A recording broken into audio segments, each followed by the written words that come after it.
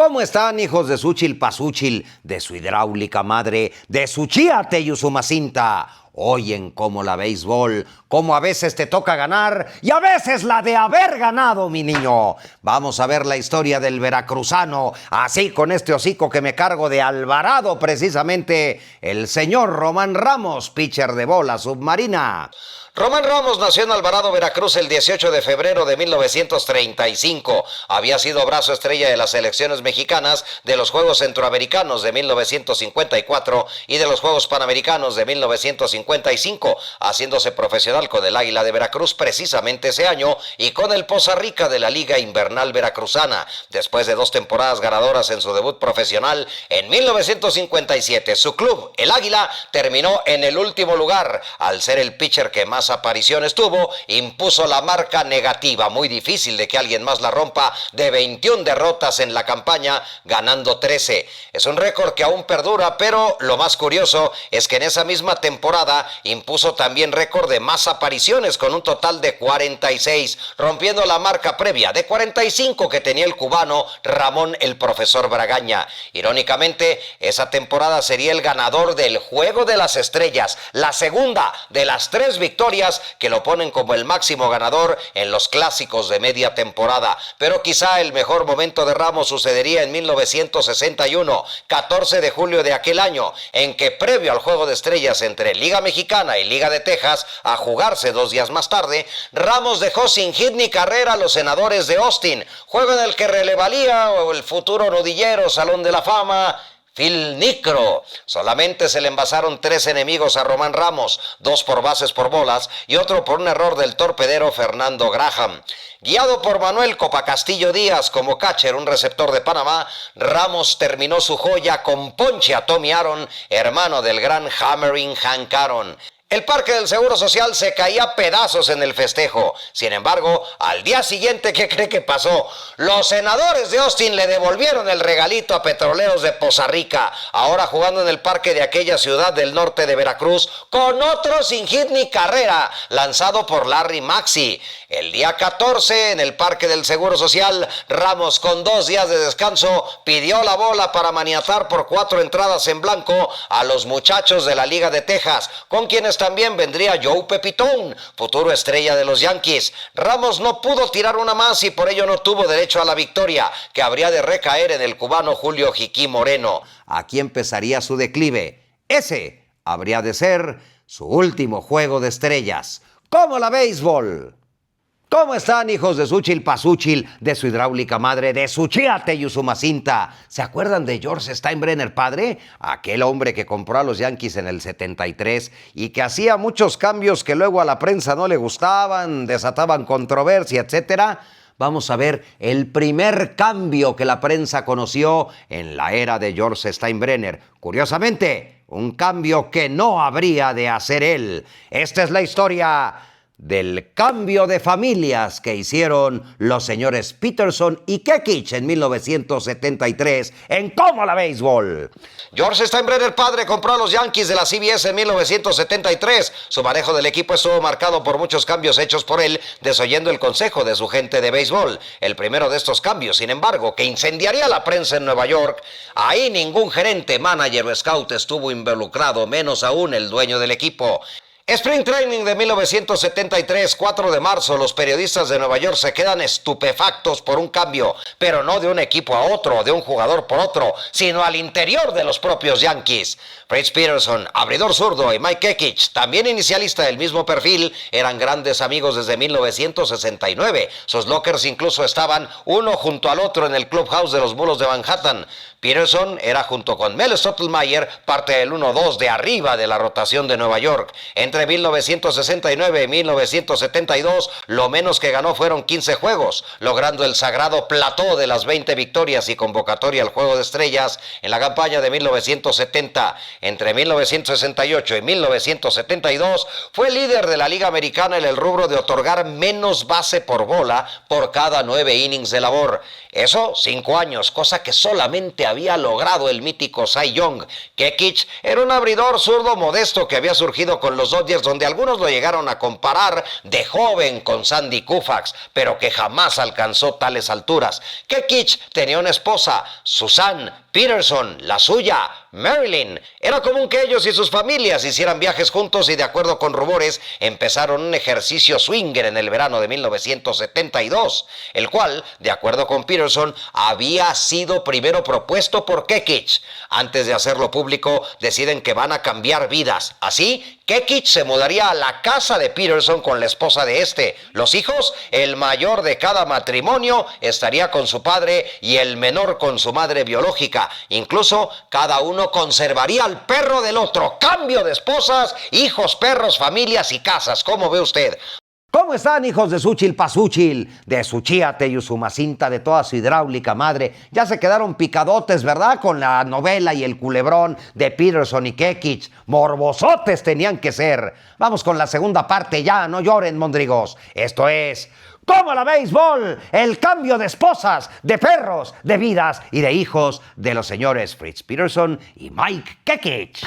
Cuando lo anunciaron en conferencias de prensa separadas, ya la relación entre Marilyn Peterson y Kekich había colapsado y los dos hombres ya no se dirigían la palabra. En cambio, la relación entre Peterson y la antigua Suzanne Kekich sí fructificó. Ellos bajaron sensiblemente su rendimiento y el primero en ser cambiado sería Kekich, enviado a los Indios de Cleveland en esa misma campaña en el cambio que llevó a Chris Chambliss a los Yankees de Nueva York. Kekich terminó la campaña en las menores, pues estaba lidiando aparte con problemas en el brazo. Pensaba que los Indios lo iban a conservar para la campaña de 1974, pero un mes antes lo cambiaron a Texas para traer a Fritz Peterson. Kekich sería a jugar a Japón con los Nippon Ham Fighters en 1974 y al año siguiente volvería a Grandes Ligas brevemente con los Rangers, de donde fue cortado pese a tener una efectividad como relevo en 23 juegos de .340. ¿Y saben por qué lo cortaron? Porque los Rangers iban a ser de los servicios de adivinen quién. ¡Exacto, mis niños! ¡Ya le pegaron! ¡De Fritz Peterson! En 1976, Kekich lanzaría en la Liga Mexicana con los Tecolotes de Nuevo Laredo, donde 9 aperturas ganaría 3, perdería 2 y tendría una muy buena efectividad de 2.00. Esos números le valieron volver por última vez al mejor béisbol del mundo con un equipo de expansión, los Marineros de Seattle del 77. Todavía anduvo 2 años más en sucursales de Milwaukee y habría de retirarse después de la campaña de 1980, después de haber vuelto a la Liga Mexicana con los Indios de Ciudad Juárez. Peterson y la ex de Kekich vivieron en cambio felices para siempre como en cuento de hadas. Peterson, para disgusto de Kekich, jamás dejó de hablar del tema e incluso vendió los derechos para una película ni más ni menos que a Ben Affleck y a Matt Damon. Kekich no solo se opuso, sino que se mudó a Nuevo México y cambió incluso de identidad. Ni hablar, este quizás sea el cambio que en la historia causó más dolor, sobre todo a los hijos de ambos que no llegaban a los 8 años cuando esto sucedió, haciendo valedero aquel viejo adagio que dice: ten cuidado con lo que pides, porque se te puede conceder. ¿Te ha pasado algo así? Te leo en los comentarios. ¿Cómo la béisbol?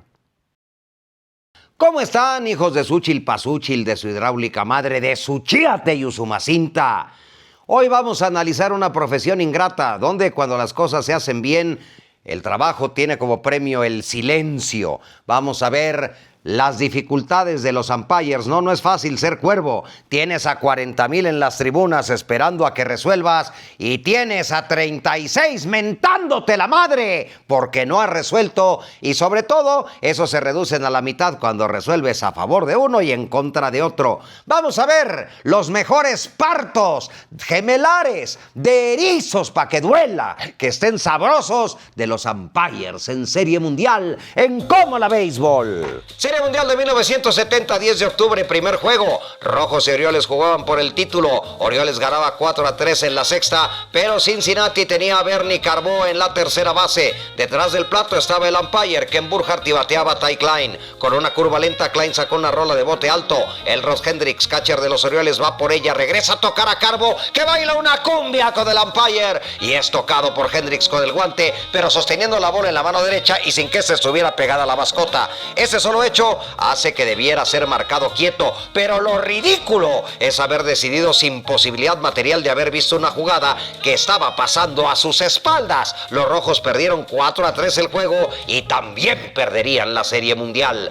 14 de octubre de 1975, tercer juego del Clásico de Otoño. Boston y Cincinnati estaban empatados a 5 en la parte baja de la 10ª entrada. Con César Jerónimo en primera, Ed Armbrister saca un horrendo toque a menos de 1 metro de home y decide meterle el hombro, y no precisamente para ayudar a Carlton Fisk, que termina tirando mal a segunda. Rápido se pidió que se marcara la interferencia, lo que el umpire Larry Barnett denegó. Eso pudo haber sido una doble matanza. Pocos momentos después, Joe Morgan pegó sencillo enterrando a Boston, que tendría que esperar hasta 2004 por un título mundial. 26 de octubre de 1985, los Cardenales de San Luis estaban a 3 outs de ganar el sexto juego de la Serie Mundial y coronarse campeones. Ganaban 1-0 a los Reales de Kansas City. Al batear por los Reales en la novena, el mexicano Jorge Horta sacaba una rola lenta por primera. Will Clark le tira al lanzador Todd Worrell. El out fue por un paso, pero el umpire Don Denkinger, el jefe de la sexteta de Cuervos, marcaba quieto. Cardenales perdió 2-1 y al día siguiente Kansas City se llevaría el séptimo juego y la Serie Mundial.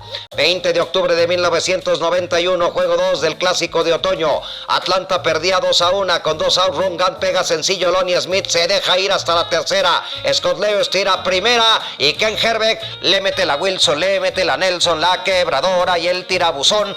Mire nada más qué bonito baile, qué bonito danzón bailó con Ron Gant para tocarlo. Increíblemente el umpire Drew Coble marca out. Atlanta perdería por 1 carrera ese juego y la Serie Mundial en 7. Juego 2 del Clásico de Otoño del 2025. Detrás del plato el umpire Adrian Johnson, rankeado en el puesto 75 de 92 umpires durante la temporada en cuanto a su juicio de la zona de strikes. Da una certeza y una pregunta. La certeza es que el ranking es reflejo de su actuación. La pregunta es, ¿qué demonios hace detrás de home en una Serie Mundial? ¿Quién tiene esas calificaciones? Al final el incurable 14 de octubre de 1978, juego 4 de la Serie Mundial, parte baja de la sexta entrada. 3-1 ganaban los Dodgers. Reggie Jackson en primera, Thurman Munson en la intermedia con un out. Lou Piniella saca esta línea que Bill Russell no puede agarrar. Russell pisa segunda. Con eso Jackson es out y luego pretende tirar a primera para eliminar a Piniella, pero Jackson juega la pelota azteca y desvía el tiro mientras Munson anotaba. El hipo la sorda sale furioso a pedir lo que era una interferencia, y tanto él como los umpires Frank Poli se agarran en una discusión de pocas pulgas. Luego le entraría el señor Joe Brinkman, el de la intermedia. Estos aducen que no hubo intención. Eso de la intención aquí es irrelevante, pues la regla vigente entonces, la 7.09 inciso E, establecía claramente que si un corredor es puesto fuera y estorba en una jugada subsecuente, la bola queda muerta, es decir, no habla de intención. La que es de todos modos manifiesta, ve esta toma donde claramente se ve la intención de Jackson de bailar danzón y mover la cadera, moviendo la cadera, y ahí se la pone al tiro. Ni hablar, a veces más vale caer en gracia que ser efectivamente gracioso. Te leo en los comentarios. ¡Como la béisbol!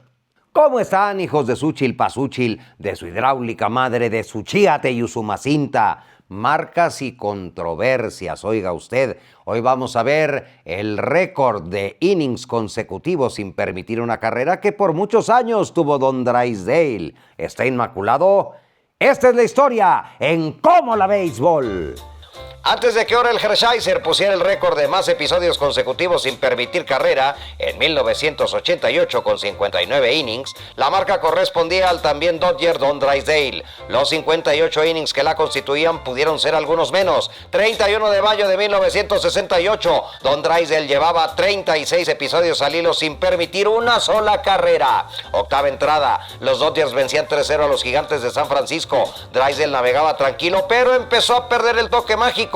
Con 2 bases por bola y un sencillo le llenaron las bases. Dick Dietz, receptor de los de la Bahía, llevó la cuenta al 2-2. Drysdale intentó pasarlo con aquella poderosa recta, pero la bola terminó en el codo de Dietz. Por su ángulo de entrega, por ser de los que, como se dice en el argot, se acuestan, y porque siempre fue bragado y retador, Drysdale se habría de retirar con 154 golpeados, la máxima cifra entre lanzadores de la Liga Nacional, por lo que no era precisamente una hermanita de la caridad, sino sino todo un hijo de Xochitl como ustedes.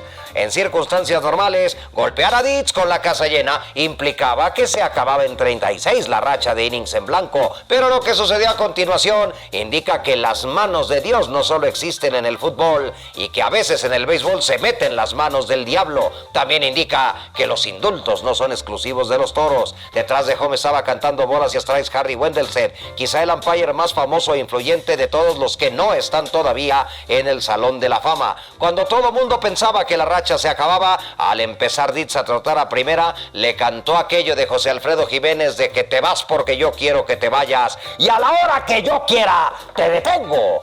Todo mundo quedó estupefacto, pues si bien la regla 5.05b, 2 de las reglas del béisbol establece que para que un golpe sea tal, el bateador debe haber hecho todo lo posible por evadirlo, en esa época jamás se aplicaba. Si ya estábamos con las de José Alfredo, pues Wendelstedt se siguió con las de Juanga por aquello de que no se aplicaba hasta que...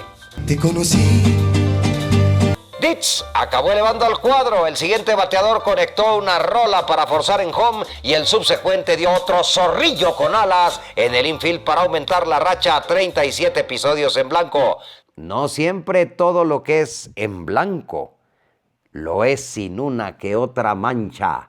Te leo en los comentarios y aparte, sirve de algo y dime qué quieres ver, hijo de Tuchil-Pasúchil, en Cómo la Béisbol.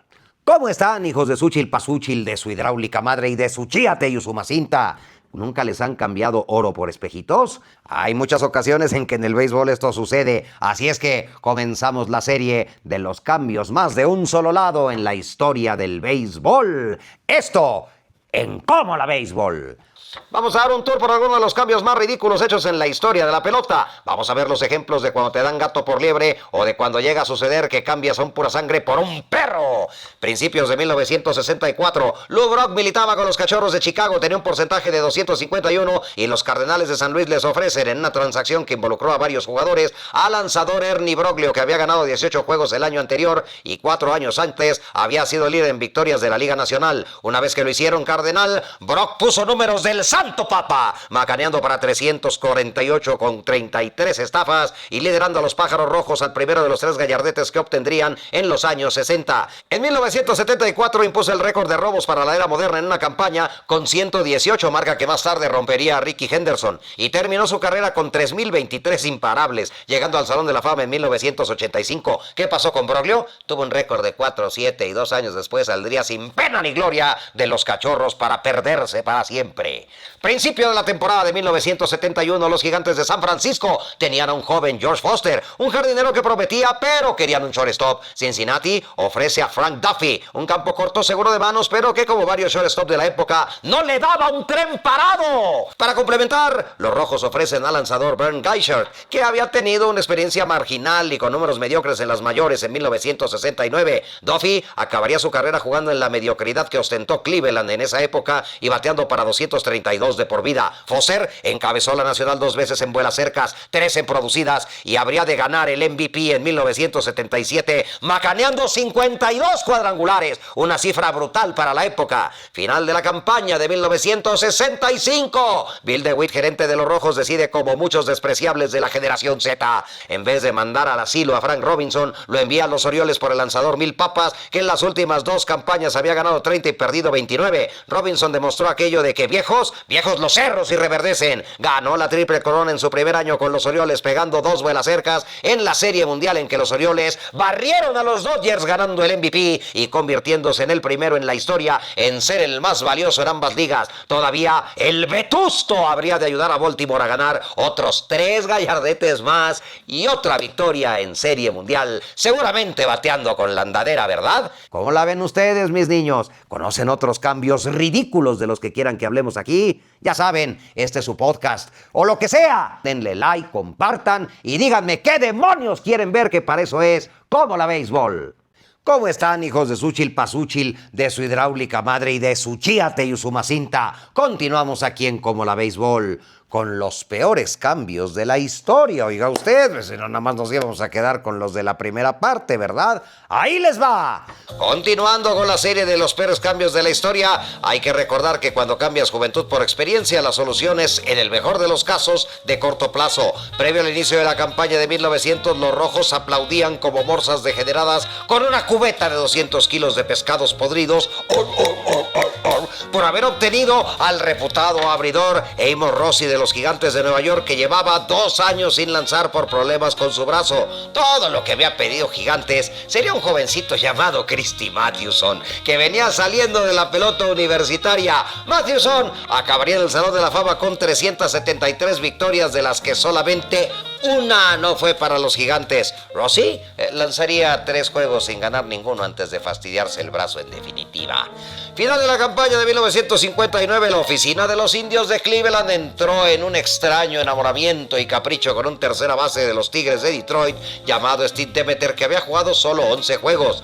Para asegurarse de obtenerlo, ofrecieron a un joven que en aquel tiempo fue ocupado como outfield y emergente con los Medias Blancas, equipo del cual lo acababan de adquirir. Demeter tuvo una ilustre carrera, pero no al nivel que se pensaba, pues jugó 4 juegos con Cleveland antes de ser bajado a las menores, de las que nunca saldrían. Eso sí, jugó hasta 1972, siendo el jugador franquicia de los Rochester Red Wings, para los que pegaría 277 cuadrangulares. ¿Quién era el otro? Se llamaba Norm Cash.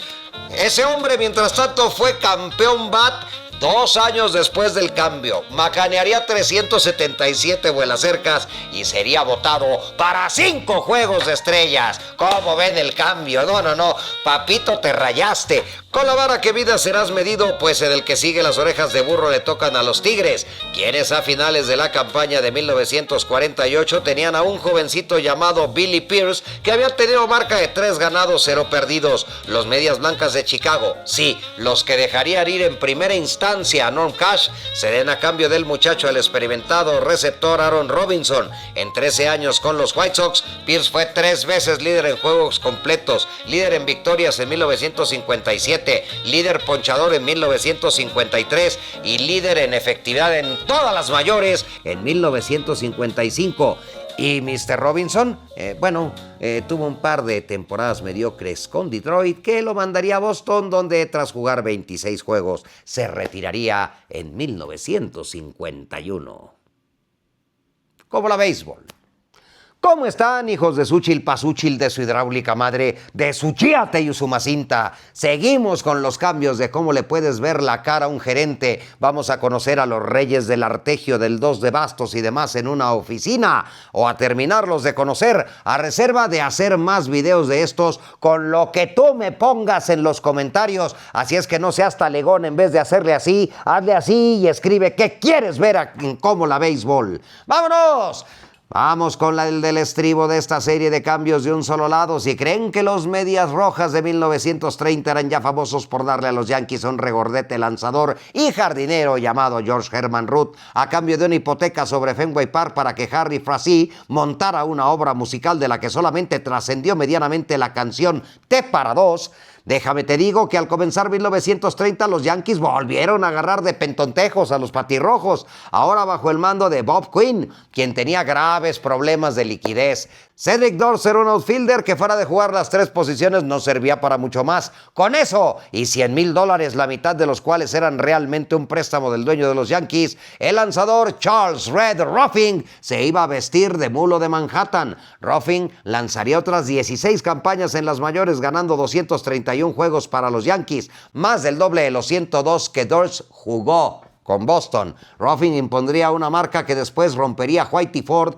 con 7 triunfos en Serie Mundial. Mientras estuvo con los Yankees, estos y los Mediarrojas quedaron 1-2 en la lucha por el título de la Liga Americana 4 veces. En 3 de ellas, los juegos cruciales ganados por Ruffing fueron la diferencia que enterró a Boston. Ruffin alcanzaría el Salón de la Fama en 1967. Finales de 1949, los Atléticos de Filadelfia buscaban desesperadamente un receptor. Su blanco, Joe Tipton, catcher que había debutado con Cleveland prometiendo bastante, pero que había sido cambiado a los Medias Blancas, donde había bateado para 204 en 1949. Pensando que eso había sido una de malas, los Atléticos ofrecen a Nellie Fox. Sí, oyeron bien, segunda base que en esa temporada había sido parte importante del récord de 217 dobles matanzas que había impuesto el club. Fox sería convocado 15 veces al Juego de Estrellas, MVP de la Liga Americana en 1959,